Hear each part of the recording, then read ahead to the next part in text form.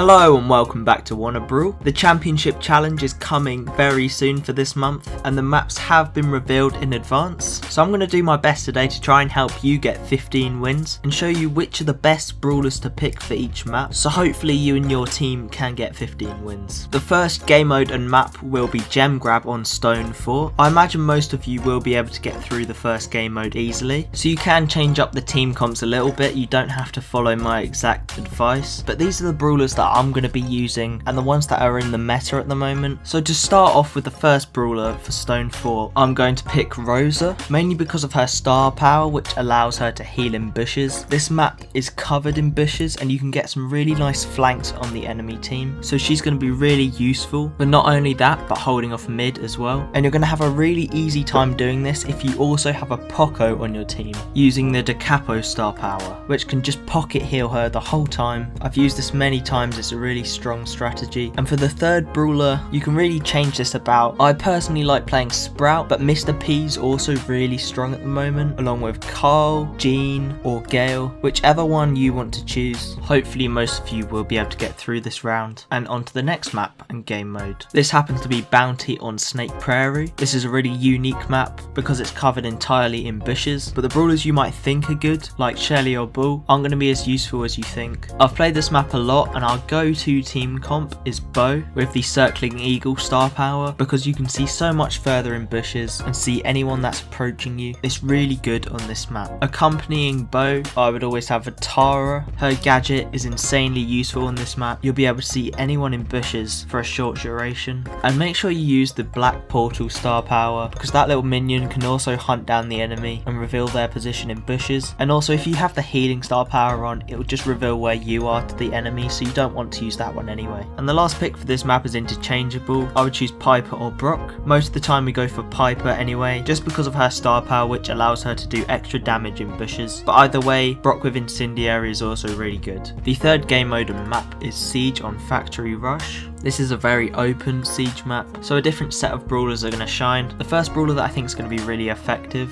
is Brock with Incendiary. He's really good at zoning the bolts and also getting insane damage on the enemy turret, and the map's very open for him to get easy shots on the enemy. Next I would choose Pam. She's really good at tanking and staying alive to pick up the bolts and can bully the enemy team away, while also being insanely strong at defending against the enemy robots. I've mentioned this all before in a Pam guide, and if you want to watch that, I've left a card right now on this video. And the last brawler is an interesting one. I choose Gale. Ever since his buff he's been really strong and he's going to be really effective on this map, using his gadget to launch yourself into mid and also his super for knocking people back and knocking back the robot as well. Moving on, next is Heist on Hot Potato. Heist is pretty broken at the moment with Gale. You probably all know the strategy where you place down his launch pad and you get brawlers like Daryl or Bull to launch onto the safe, but there are better comps to pick to counter this. My first pick for Heist would be Spike. Spike is an interesting pick because he's a bit high risk, high reward. If you manage to get Spike into the safe, you can pop his gadget and do an insane amount of damage. It's actually broken how much he can do. But in general, Spike can do a lot of damage in defending as well and going to be a real nuisance to the enemy team.